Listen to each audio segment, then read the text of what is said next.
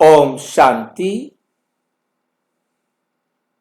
17 दिसंबर 2025 आज की साकार मुरली रंगीन बड़े बड़े अक्षरों में पढ़ें, सुने और मंथन करें।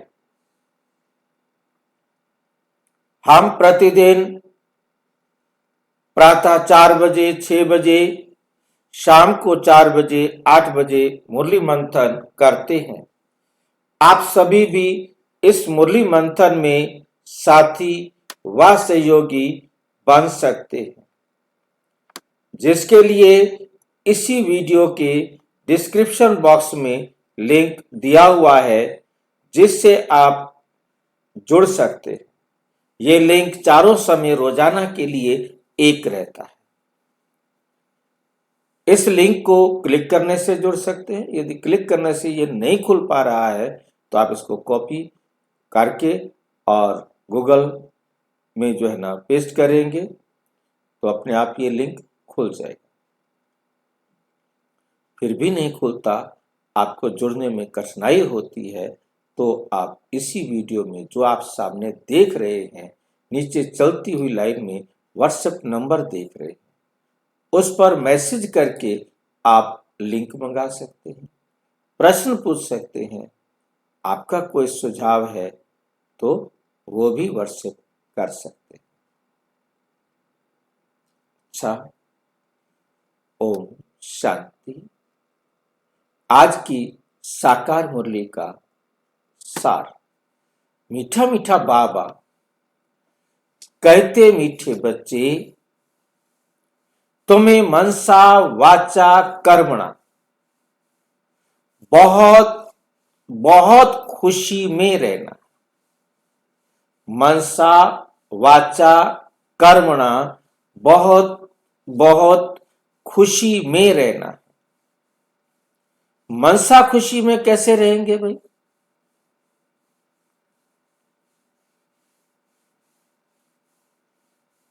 कौन बताएगा? मनसा भी खुशी हो, हमारे बोल में भी खुशी हो, हमारे कर्म में भी खुशी। कैसे हो सकता है हमारा मन खुश रहे? कब हमारा मन खुश रहेगा? कैसे रहेगा हमारा मन खुश?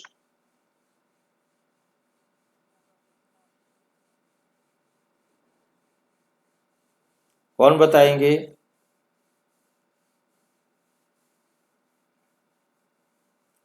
आपको अपना मन खुश रखना आता है कि नहीं आता?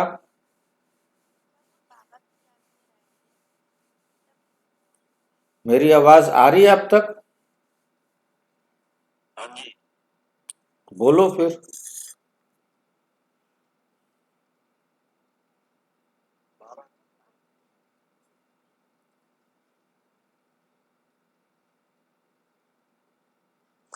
जब हम बाबा के याद में रहेंगे तो हम खुश में रहेंगे। बाबा की याद में रहेंगे तो खुश में रहेंगे। ऐसा क्या जादू है याद में? क्योंकि तब आत्मा की प्राप्ति होगी, तो आत्मा खुशी में रहेंगे ना।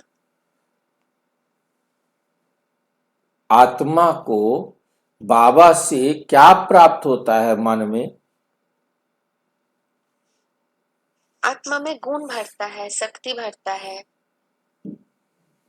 समझ आता है कर्मों का, गति वो का। तो सुनने से आता है। मन का काम सुनना है क्या?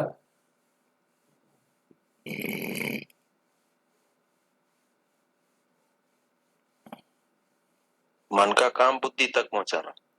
मन का काम प्राप्त करना है जो सुनने से मिला। मन का काम संस्कारों के अनुसार अपने आप को रखना होता है। जो हमारे संस्कार बने हुए हैं, मन उसी प्रकार के संकल्प करता है। जब उसे कोई ऐसा विचार आता है जो हमारे संस्कार से मेल नहीं खाता, तब वो बुद्धि के पास पहुंचाती है। यदि कोई विचार मिल रहा है और वो मेरा संस्कार है, तो उसको एज इट इज तुरंत जवाब देती है, वो बुद्धि के पास पूछने के लिए नहीं जाती। ये बात क्लियर हुई है। मन का काम सिर्फ बुद्धि को संदेश देना नहीं, मन का काम है जो कुछ भी शरीर के द्वारा आया है और वो मेरी आदत के अनुसार है, तो मैं उसे उसी समय यश कर देता हूं। मैं बुद्धि से पूछने नहीं जाता हूं यश करूं कि नहीं करूं, मैं वो काम कर देता हूं। उसके लिए मुझे बुद्धि को डिस्टर्ब करने की जरूरत नहीं है। जैसे ही कोई ऐसी बात आई है जो मेरे संस्कार से मेल नहीं खाती, वो मैं बुद्धि से पूछता हूं। तो मन अब कैसे संतुष्ट होगा? जब मेरे संस्कार बाबा की श्रीमत के अनुसार बने हुए हैं और मेरे सामने जो भी परिस्थिति आ रही है, मैं उसे बाबा की श्रीमत के अनुसार समाधान करता जा रहा हूं। समाधान करता जा रहा हूं, तो खुशी मिलेगी, तो मन खुश होगा। मुझे हर काम में सफलता मिलती जा रही है। मेरे संकल्प मुझे अनुभव करा रहे हैं, इसमें सफलता तुम्हारी निश्चित है। इसमें सफलता तुम्हारी निश्चित है। मेरे संकल्पों में मुझे मेरी सफलता दिखाई देती है, तो मुझे खुशी मिलती है।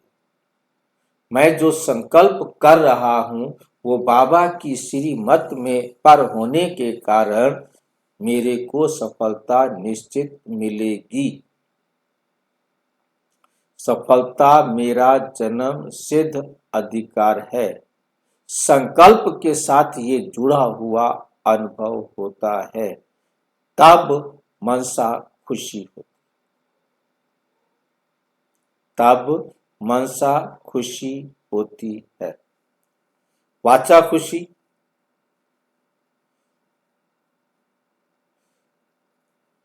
वाचा खुशी कैसे होगी?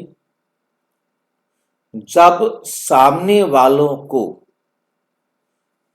आपकी वाणी से शांति, सुख का अनुभव हो रहा है, तो आपको वाचा खुशी मिलेगी। मनसा में तो आप थे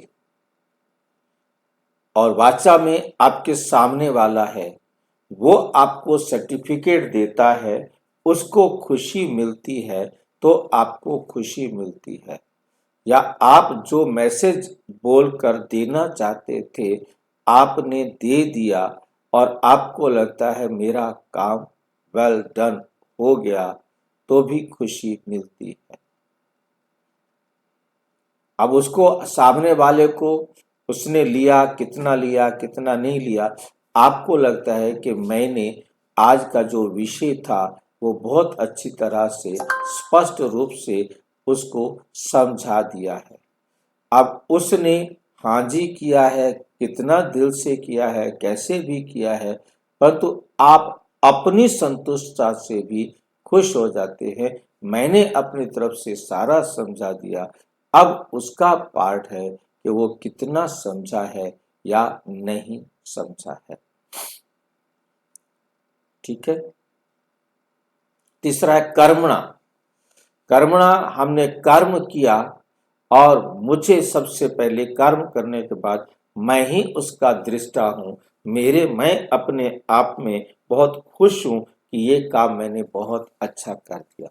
और वो खुशी फिर बढ़ती है जब दूसरे आकर के कहते हैं ओके वाह वेरी गुड एक्सीलेंट फेयर, उनके द्वारा जो आपको कमेंट्स मिलते हैं वो जो है आपके कर्मणा खुशी का आधार बनते हैं। तो मनसा वाचा कर्मणा बहुत खुशी में रहना है, ये तभी संभव होता है जब हमारा सोचना, बोलना और करना बाबा की श्रीमत के अनुसार है, बाबा की श्रीमत के अनुसार।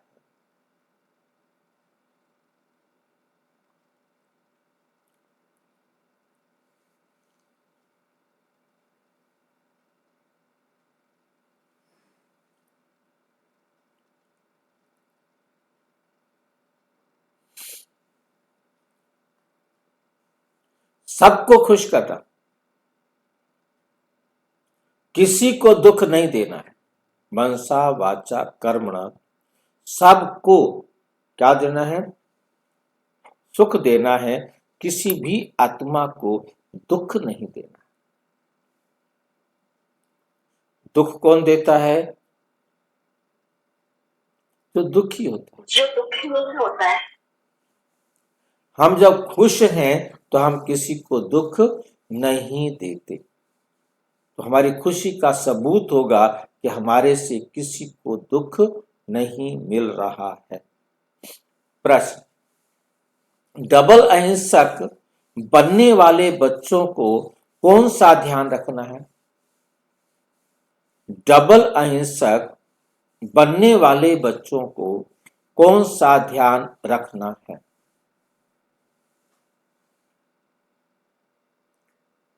कौन सा ध्यान रखना है? ध्यान रखना है ऐसी कोई वाचा मुख से ना निकले जिससे किसी को भी दुख हो। मैं ऐसा कोई शब्द ना बोलूं जिससे किसी भी आत्मा को दुख हो, क्योंकि वाचा से दुख देना भी हिंसा है। सिर्फ मैंने किसी को डंडा मारा, थप्पड़ मारा, या तो वो नहीं, सिर्फ हमने यदि गुस्सा किया, हमने कोई ऐसा बोल दिया जिससे उसको दुख हुआ, हम देवता बनने वाले हैं, इसलिए चलन बहुत रॉयल चाहिए। हमारी चलन कैसी होनी चाहिए? हमारी चलन बहुत रॉयल होनी चाहिए। रॉयल माना शाही, जैसे राजा चलते हैं, ऐसे हमारी चलन बड़ी रॉयल होनी चाहिए। खान पान ना बहुत ऊंचा ना नीचा हो, खान पान हमारा बिल्कुल सामान्य हो। ऊंचा और नीचे का अंतर कैसे करेंगे? खान पान ना बहुत ऊंचा ना नीचा हो। ऊंचा और नीचा खान पान का कैसे अंतर करेंगे?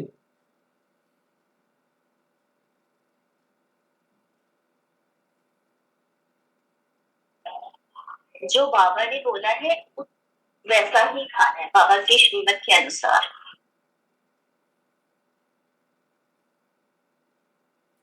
परंतु ये जवाब तो नहीं हुआ ना। ऊंचा खान पान कौन सा है और नीचा खान पान कौन सा है?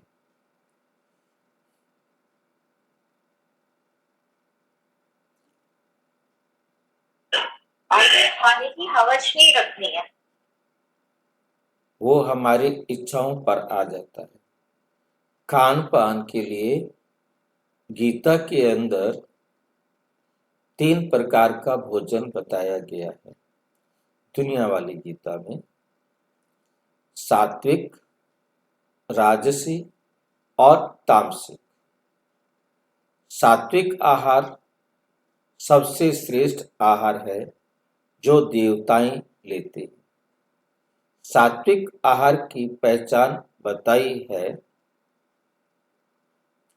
ऐसा आहार जिसके खाने से, सेवन करने से पूरा शरीर शक्तिशाली और शांत बनता है। उस आहार की पहचान होती है कि उसको खाने से शरीर को कोई रोग नहीं हो सकता, खाते समय कोई तकलीफ नहीं होती, मसाले ज़्यादा तेज नहीं होते। ऐसा जो जिसको वर्जित फूड है वो हम नहीं लेते, जिसको सहज डाइजेस्ट किया जा सके, जो सब पचने में सहज हो, इस प्रकार का भोजन बनाया जाए। ये होता है हमारा सतो प्रधान भोजन। जो भी साधन वर्जित है उनको छोड़कर। उसके बाद राजसी भोजन आता है, तला हुआ, मसालेदार, बहुत ज्यादा घी डाला हुआ हो, बहुत ज्यादा शाही, इसे ऊंचा खाना बोलते हैं। ठीक है नहीं, बहुत ऊंचा खाना राजसी भोजन को बोलते हैं, जिसमें बहुत ज्यादा जटिल होता है, जो इजी डाइजेस्टिव नहीं होता, जो आजकल बहुत ज्यादा पसंद किया जाता है, तला हुआ, भुना हुआ, मसाले तेज, ये वो, जो हमारे शरीर में सहज रीति पचता नहीं, जो हमारे अंदर नींद को लाता है। बहुत ज्यादा गहरा बहुत भारी भोजन आप खा लेंगे, खा तो लेंगे, परंतु उसके बाद आपको नींद आएगी, कार्य करने की क्षमता पर प्रभाव पड़ेगा, फिर वो डाइजेस्ट होने में भी तकलीफ करता है। तो इसलिए उस भोजन को मना किया है। और सबसे निकृष्ट भोजन जो है, जो मतलब कि नीचा भोजन, वो है तामसिक भोजन, खट्टा, बासा, मतलब जो भोजन मतलब बिल्कुल ही खाने लायक नहीं है, मतलब इतना बसा बचा हुआ है उसको भी खाए जा रहे हैं, और खराब हो रहा है तो भी खाए जा रहे हैं। मतलब जिसको हम कहेंगे नीचा भोजन, जिसमें पौष्टिक तत्व ना हो, जो हमारे शरीर के लिए बिल्कुल हितकारी ना हो, तो ऐसे भोजन को जो नहीं खाना। तो राजसी भोजन ऊंचा भोजन होता है, तामसिक भोजन नीचा होता है, सात्विक भोजन द बेस्ट होता है।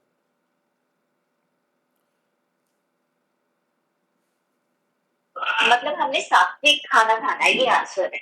बाबा ने हमें सात्विक खाना खाने के लिए दिया है ना, कि जो मतलब ज्यादा मसाले नहीं खाने, शायद जो जल्दी पच जाए, इस प्रकार की विधि से बनाया जाए, क्योंकि हम बना तो रहे हैं, परंतु उसको हम सहज रीति से हमारे को डाइजेस्ट हो जाए, तो उसको उस तरीके से बनाना है। अब यदि आपने उसी चीजों को तल दिया, अब आपको रोटी है, अब उसके पराठे बना दो, तो भारी हो जाएगा। कभी कभी खाते हो तो हल्का घी ऊपर रख के खा लो, घी खाना मना नहीं है, परंतु तवे के ऊपर उसके तलना ये उसको भारी कर देता है, वो डाइजेस्ट होने में टाइम ज़्यादा लेगा, क्योंकि अब उसके अंदर घी मिल गया है और घी ने उसको बहुत अच्छी तरह टाइट कर दिया है, और रोटी पक के आएगी तो नर्म होगी। अब वो घी से नर्म है, परंतु घी के कारण वो डाइजेस्टिव टाइम जो है ना उसको ज़्यादा चाहिए, भारी हो गया। कि निर्बल से लड़ाई बलवान की, ये कहानी है दिए और तूफान की। ओम शांति। मीठे मीठे सिक्की लथे बच्चों को बाप रोज रोज पहले समझाते हैं कि अपने को आत्मा समझ कर बैठो, बाप को याद करो, बाप का कहना मानो। कहते हैं ना, अटेंशन प्लीज, तो बाप कहते एक तो अटेंशन दो बाप की तरफ। बाप कितना मीठा, उनको कहा जाता है प्यार का सागर, ज्ञान का सागर, तो तुमको भी प्यारा बनना चाहिए, प्यारा बनना चाहिए।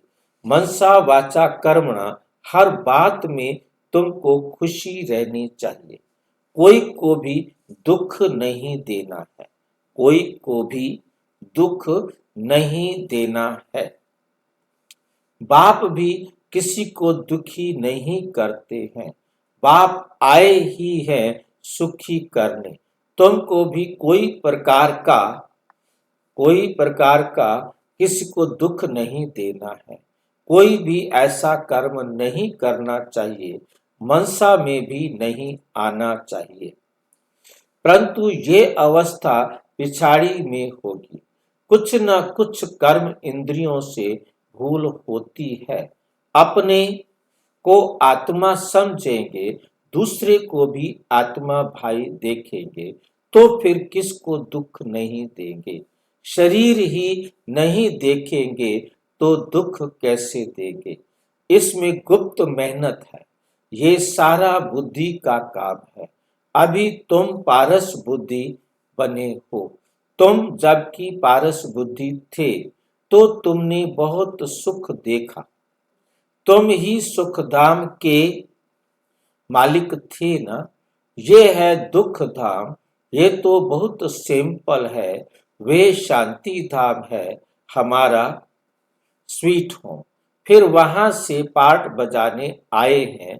दुख का पार्ट बहुत समय बजाया, दुख का पार्ट हमने बहुत समय बजाया। अब सुख धाम में चलना है, इसलिए एक दो को भाई भाई समझना है। आत्मा को दुख नहीं दे सकती, आत्मा को दुख नहीं दे सकती। ठीक है ये बात। दुख कौन देता है? कोई और देता है क्या? जो खुद को देखो। जब आत्मा देह अभिमान में होती है, देह के संपर्क में होती है, देह के प्रभाव में होती है, देह के प्रभाव में होने के कारण देहिक दृष्टि बन जाती है। अब आत्मा को तो वो समझती नहीं ना, फिर वो दुख देने में कोई देरी नहीं करती। परंतु आत्मा कभी भी किसी आत्मा को दुख नहीं देगी। अब हम आत्मा अपने आप को जान गए हैं, जान तो गए हैं कि ये सभी आत्माएं हैं, कह भी रहे हैं ये आत्माएं हैं। आत्मा बोल रहे हैं कि मैं इस आत्मा को दुख नहीं दूंगा, परंतु दे रहे। और कई बार कहते भी हैं मैं इस आत्मा को इतना दुखी कर दूंगा, इतना दुखी कर दूंगा कि पूछो मत। कह क्या रहा है? इस आत्मा को दुखी कर दूंगा। उसे ज्ञान है परंतु खुद अपने आप को भूला हुआ। मैं इस आत्मा की आत्मा है उनको मानते नहीं है। स्वीकार नहीं किया है। शब्दों में याद है, बाबा का बच्चा बन गया है ना, तो उसे शब्दों में तो याद है कि यह आत्मा है। कह भी रहा है मैं इस आत्मा को इतना दुख दूंगा, इतना दुख दूंगा जो इसकी नानी याद आ जाएगी। जब वो ऐसा बोल रहा है तो क्या वो आत्मा बोलते हुए आत्मा समझ रहा है? नहीं समझ रहा। मतलब देह अभिमान का ऐसा असर पड़ता है, माया ऐसी चालाकी से आती है, पता भी नहीं लगने देती कि मैं ज्ञानी हूं कि अज्ञानी हूं।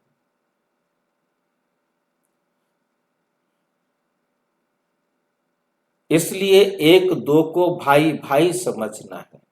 अब भाई भाई तो समझ लिया, बोल भी दिया भाई भाई, पर तो आत्मा को दुख नहीं दे सकती यदि वो आत्म स्मृति में है।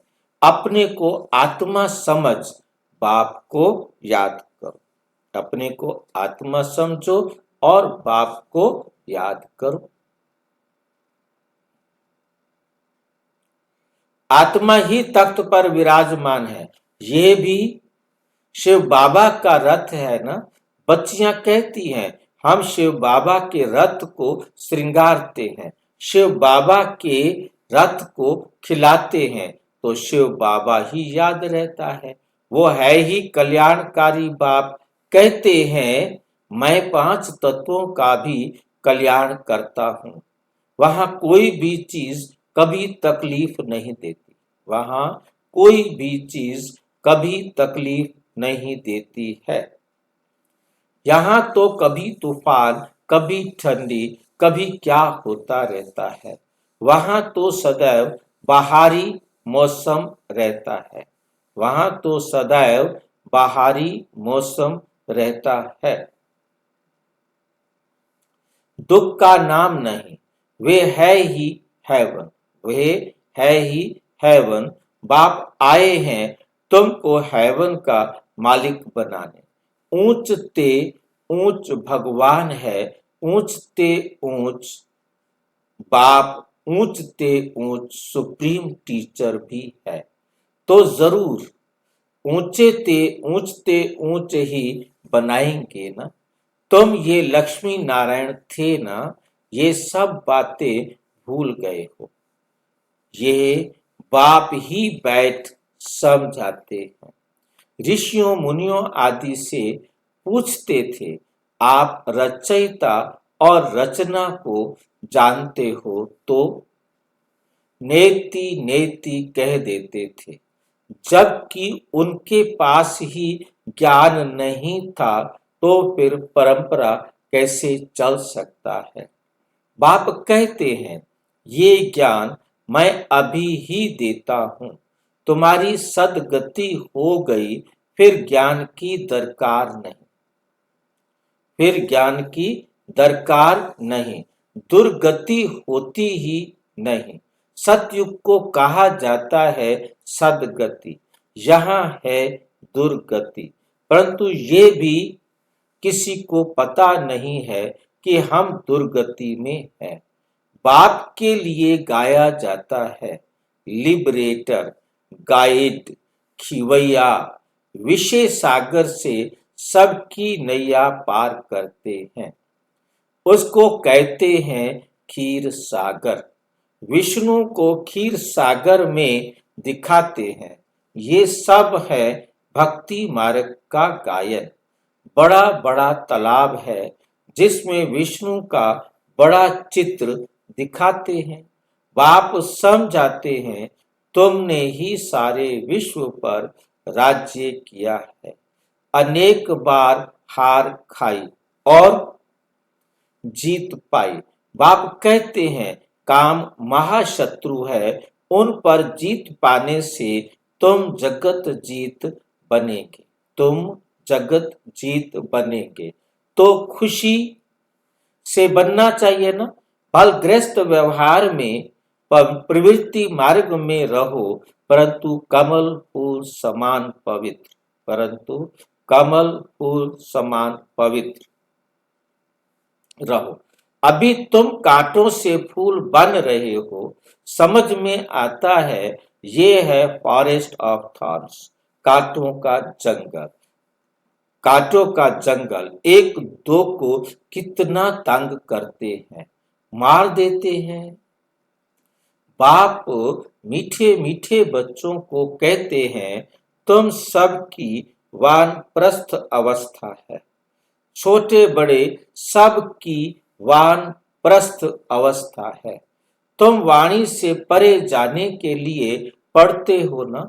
तुमको अभी सतगुरु मिला है, वे तो वानप्रस्थ में तुमको ले ही जाएंगे।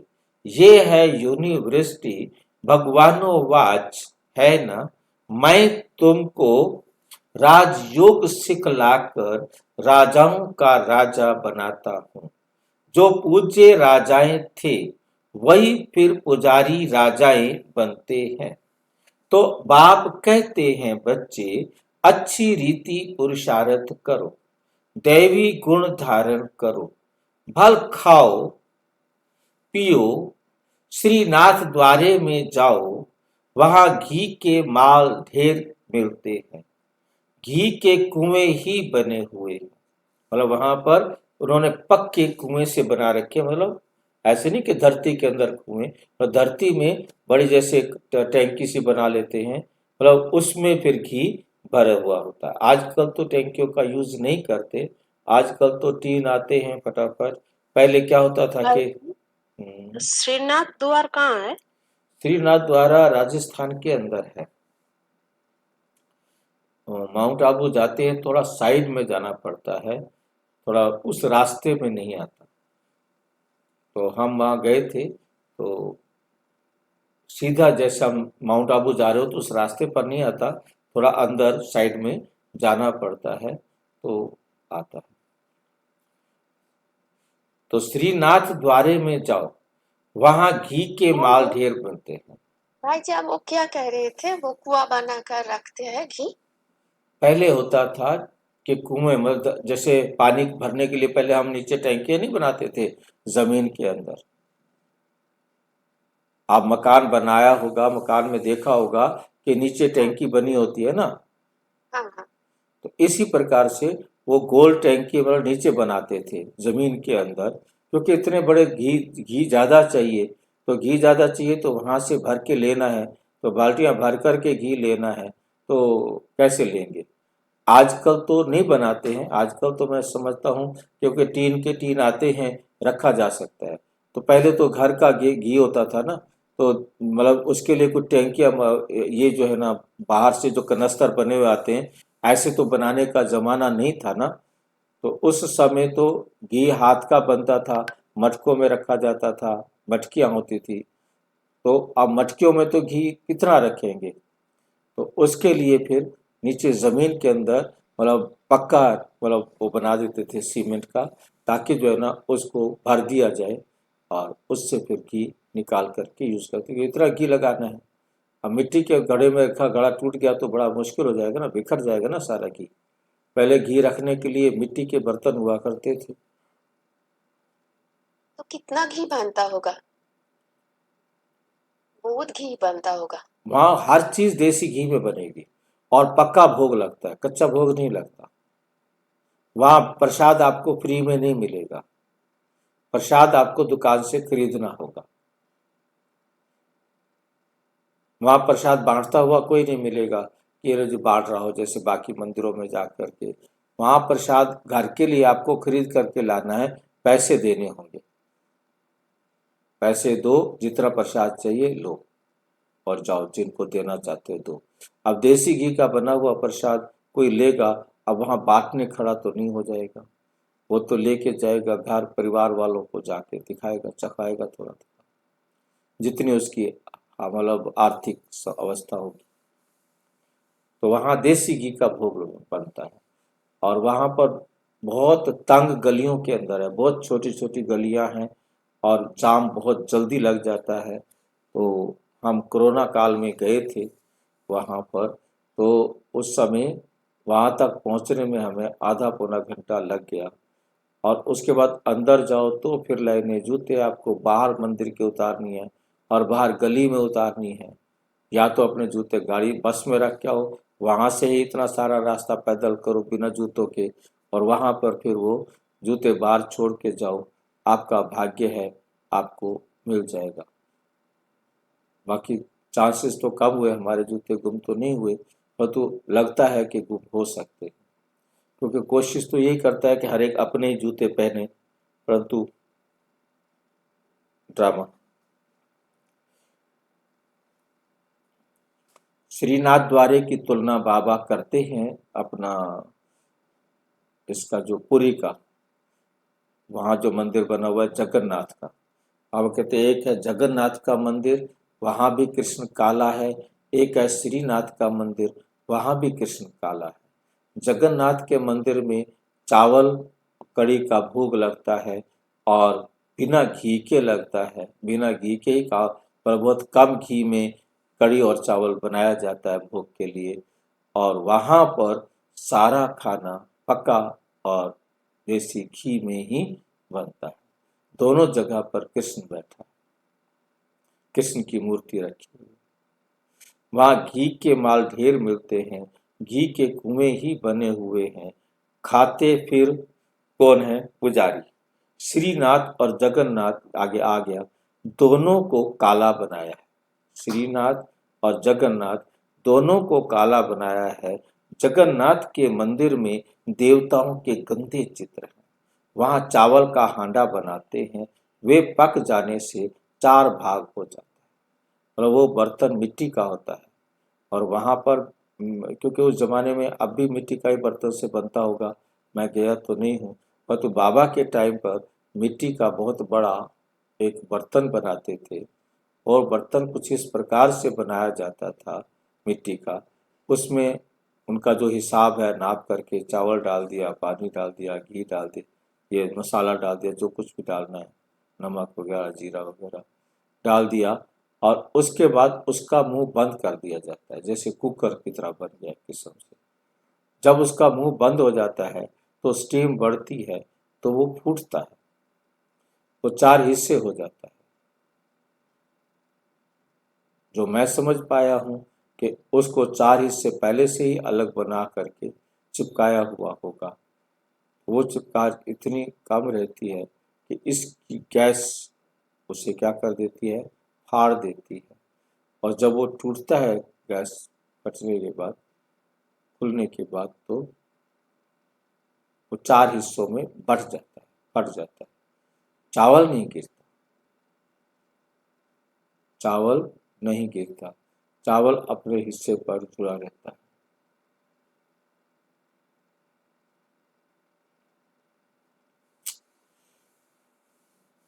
चावल का हांडा बनाते हैं, वो ये पक समझा नहीं हूँ। हाँ, 4 हांडी क्या फूट जाता है? ये 4 टुकड़े ऐसे जोड़ देते होंगे, मैं अपना अंदाजा लगा रहा हूँ कि 4 ऐसे, जैसे एक बड़ा जो है मिट्टी का बर्तन बनाया, तो उसको 4 हिस्सों में पहले से कहीं बांट देते होंगे। अब उसके बाद उसके अंदर चावल पानी डालने के बाद आग के ऊपर रख दिया, और उसका मुंह जो है ना बंद कर दिया, लेप लगाकर, आटा वगैरह लगाकर, कुछ भी लगाकर, ताकि उसकी स्टीम बाहर ना निकल सके। तो उसकी स्टीम बाहर नहीं निकलेगी तो कुकर का जो सीटी बंद कर देंगे, सारे रास्ते बंद कर देंगे, तो कुकर फटेगा ना, कि कुकर नहीं फटेगा? फट जाएगा। फटेगा ना। तो वो मिट्टी का बना हुआ है, वो भी फट जाता है। तो जब वो 4 पक जाने पर 4 भाग हो जाते हैं। वैसे जैसे खरबूजे को समझो कि 4 हिस्से कर दिए हों, ऐसे ही वो 4 हिस्सों में बढ़ जाता है। और बाबा कहते चावल नहीं बिखरता, चावल आपस में इतना पका चिपका हुआ होता है पक जाने के बाद, फूट जाने के बाद, कि वो उसी टुकड़े के साथ चिपका रहता है।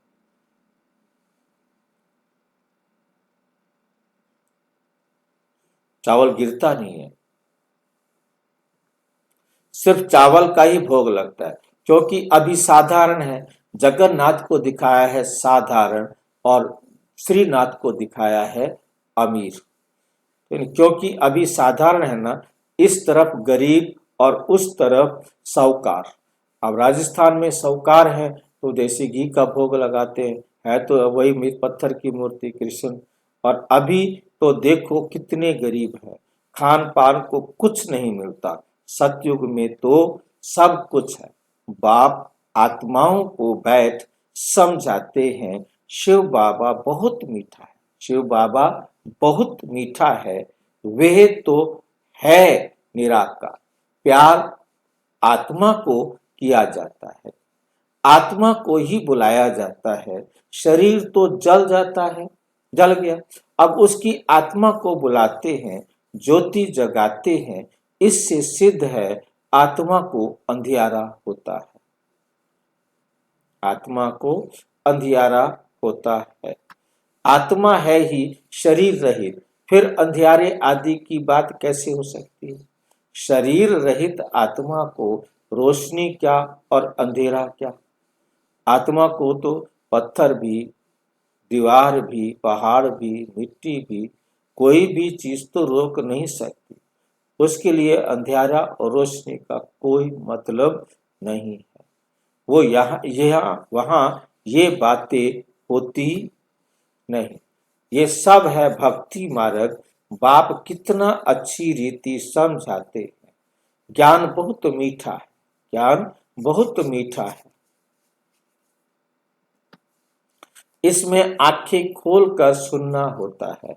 बाप को तो देखेंगे ना, तुम जानते हो शिव बाबा यहाँ विराजमान है, तो आंखें खोलकर बैठना चाहिए ना।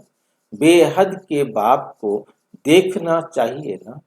आगे बच्चियां बाबा को देखने से ही ध्यान में चली जाती थी, आपस में भी बैठे बैठे ध्यान में चले जाते थे, आंखें बंद करके और दौड़ती रहती थी, आंखें बंद और दौड़ती रहती थी। कमाल तो थी ना, बाप समझाते रहते हैं, एक दो को देखते, एक दो को देखते हो तो ऐसे समझो कि हम आत्मा भाई भाई हैं। हम आत्मा भाई से बात करते हैं, भाई को समझाते हैं, तुम बेहद के, तुम बेहद के बाप की राय नहीं मानेंगे।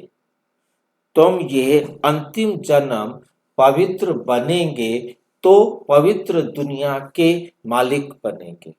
तुम ये अंतिम जन्म पवित्र बनेंगे तो पवित्र दुनिया के मालिक बनेंगे। बाबा बहुतों को समझाते हैं, कोई तो फट से कह देते हैं, बाबा हम जरूर पवित्र बनेंगे।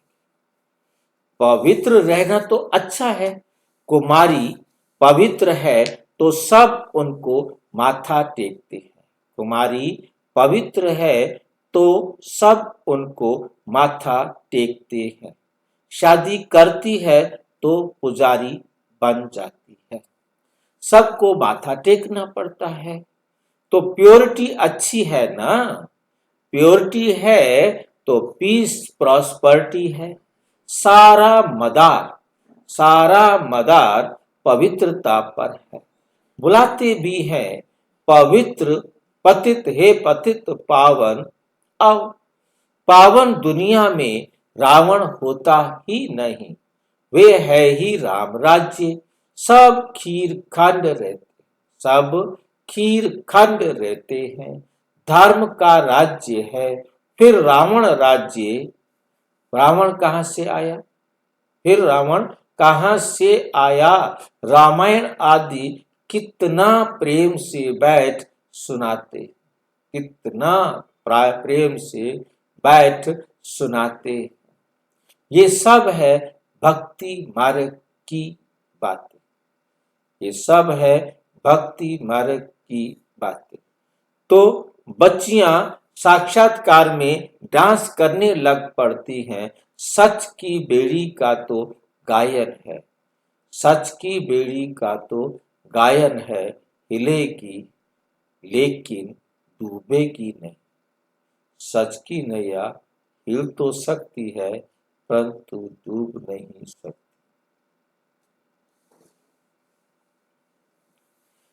और कोई सत्संग में जाने की मना नहीं करते। दुनिया में कोई भी किसी दूसरे सत्संग में जाने के लिए परिवार वाले मना नहीं करेंगे।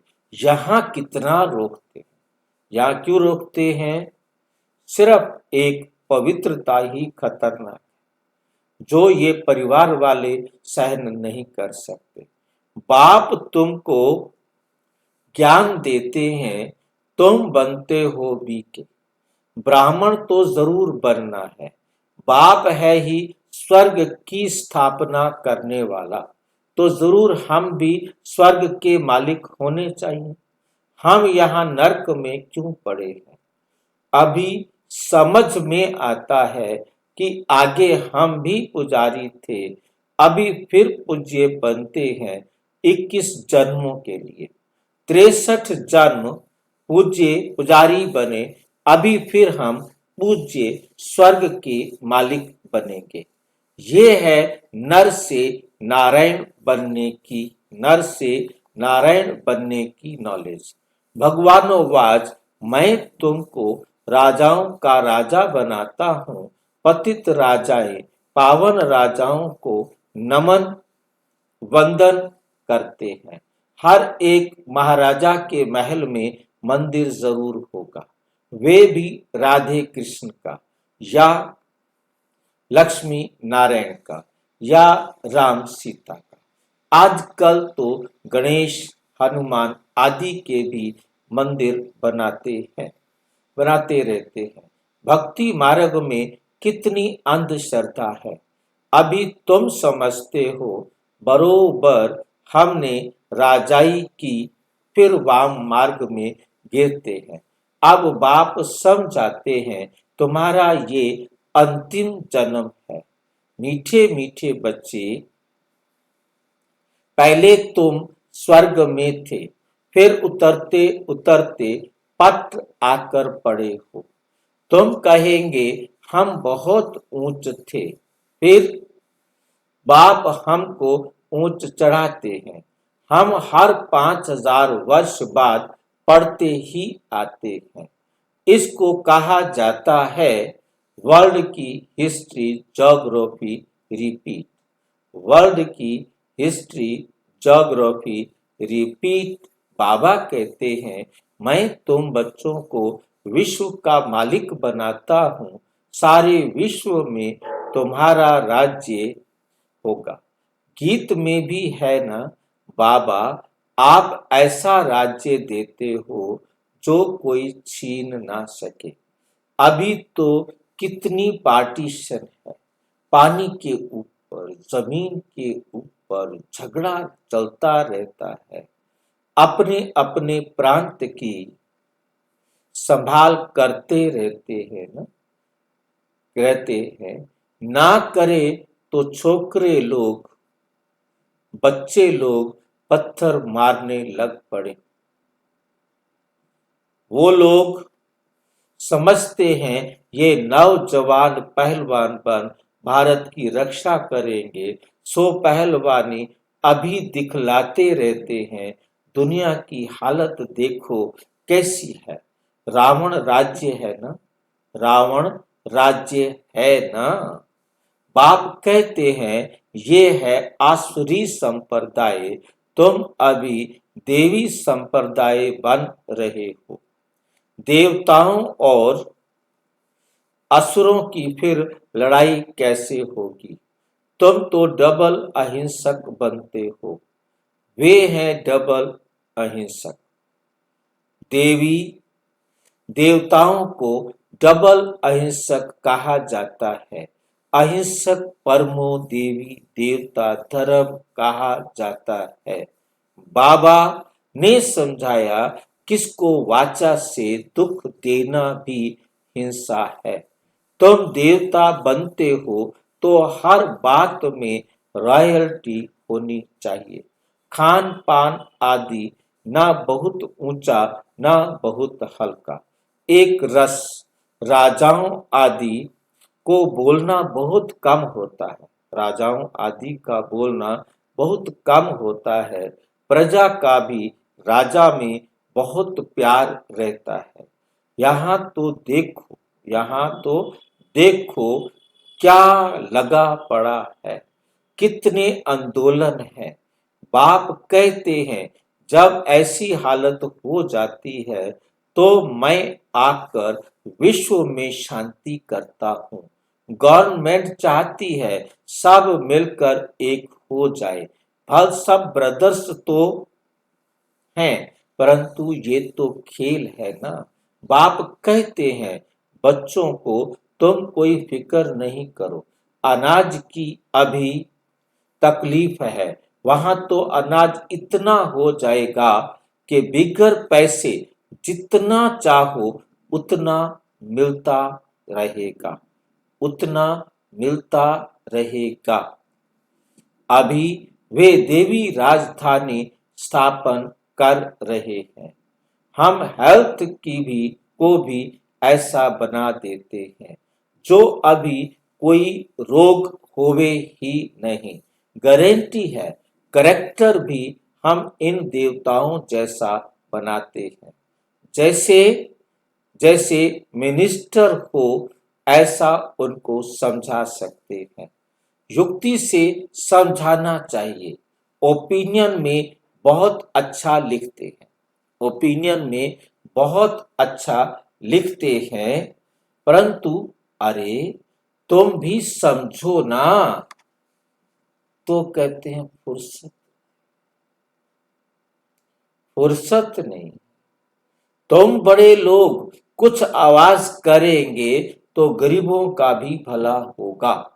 गरीबों का भी भला होगा। बाप समझाते हैं, अभी सबके सिर पर काल खड़ा है। आज कल करते करते काल खा जाएगा। आज कल करते करते काल खा जाएगा। तुम कुंभकर्ण मिसल बन पड़े हो।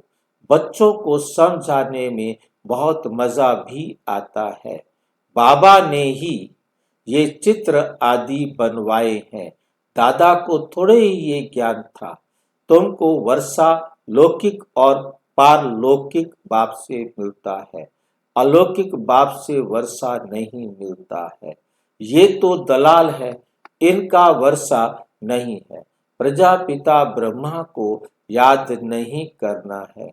मेरे से तो तुमको कुछ भी नहीं मिलता है।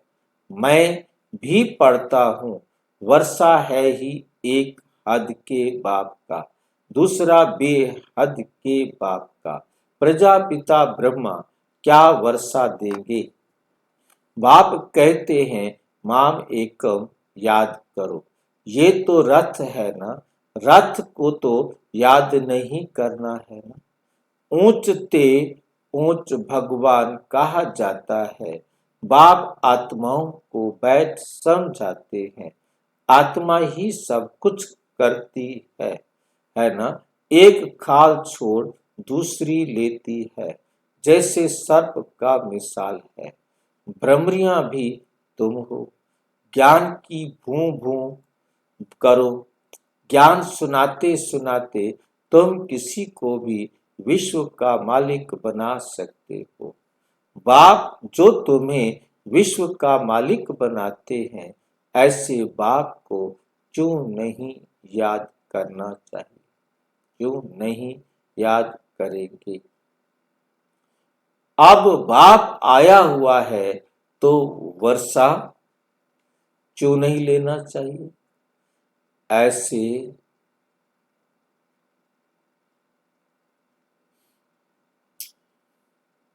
ऐसे क्यों कहते कि फुर्सत नहीं मिलती? अच्छा,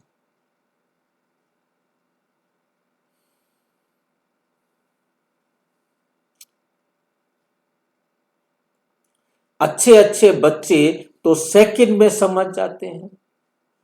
बाबा ने समझाया है, बाबा ने समझाया है। मनुष्य लक्ष्मी की पूजा करते हैं।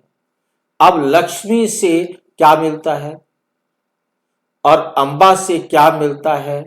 लक्ष्मी तो है स्वर्ग की देवी, उनसे पैसे की भीख मांगते हैं। अंबा तो है विश्व की मालिक बनाती है, विश्व का मालिक बनाती है। कैसे बनाती है? उनसे ज्ञान धन मिलते हैं। वो अपने अनुभव से समझाएंगे। विश्व की मालिक बनाती है, अंबा तो विश्व का मालिक बनाती है।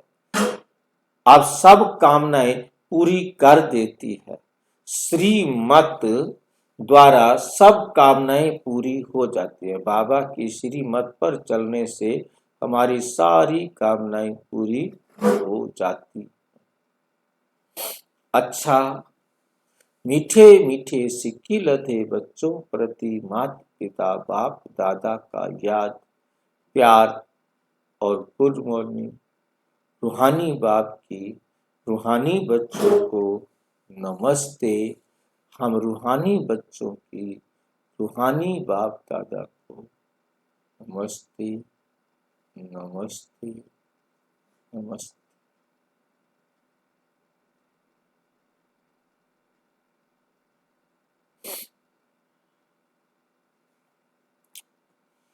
धारणा के लिए मुख्य सार। नंबर 1, इन कर्म इंद्रियों से कोई भी भूल ना हो। इन कर्म इंद्रियों से कोई भी भूल ना हो। इसके लिए मैं आत्मा हूं, ये स्मृति पक्की करनी है। शरीर को नहीं देखना है, एक बाप की तरफ अटेंशन देना है। एक बाप की तरफ ही हमारा ध्यान रहे। अभी वानप्रस्थ अवस्था है, इसलिए वाणी से परे जाने का पुरुषार्थ करना है। पवित्र जरूर बनना है, पवित्र जरूर बनना है। भाई जी, हाँ जी, वाणी से परे जाना माना निसंकल्प होना ना, किसे वाणी से परे जाना, वाणी माना से परे निसंकल्प जाना होना। मतलब बोलना नहीं है। संकल्प तो चलेंगे, बोलना नहीं है।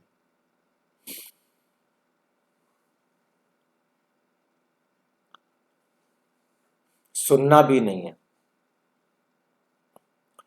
जाने का पुरुषार्थ करना है, पवित्र जरूर बनना है, क्योंकि संकल्प तो चलेंगे परंतु वाणी में बोलना और सुनना दोनों बंद। केवल संकल्प की बात ही कैच करेंगे और समाधान करेंगे। वरदान ड्रामा की नॉलेज से अचल स्थिति बनाने वाले प्रकृति व माया जीत भाव। क्या बनो? प्रकृति व माया जीत, प्रकृति जीत भी और माया जीत।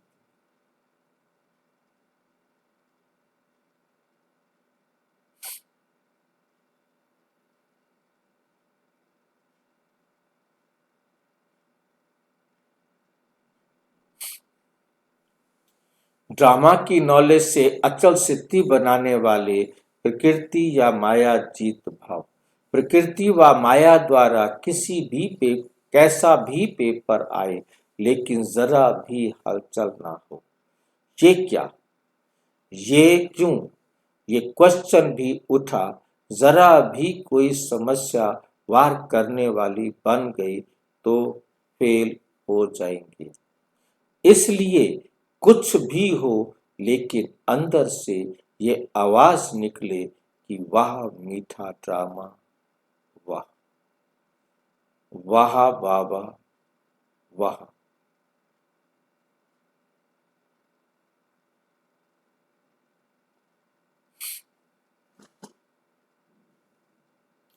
हाय क्या हुआ, ये संकल्प भी नहीं आए।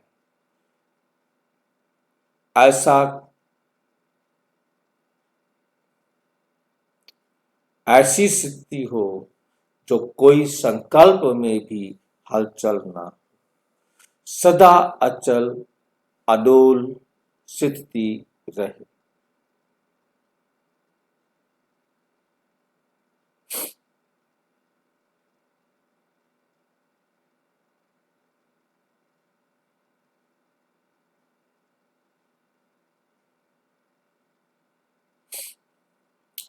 अचल अडोल स्थिति रहे तब प्रकृति जीत व माया जीत का वरदान प्राप्त होगा। स्लोगन खुशखबरी सुनाकर खुशी दिलाना यही सबसे श्रेष्ठ कर्तव्य है। अव्यक्त इशारे अब संपन्न व कर्मातीत बनने की धुन लगाओ। महारथियों का पुरुषार्थ अभी विशेष इसी अभ्यास का है। अभी अभी कर्मयोगी, अभी अभी कर्मातीत स्टेज। पुरानी दुनिया में पुराने अंतिम शरीर में रहने के कारण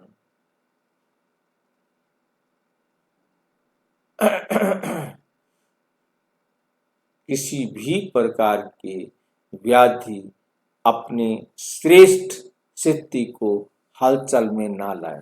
स्वचिंतन, ज्ञान चिंतन, शुभ चिंतन बनाने के पूर्ण बनाने का चिंतन ही चले, तब कहेंगे विकर्मा जीत स्थिति, विकारों पर जीत पाने की स्थिति।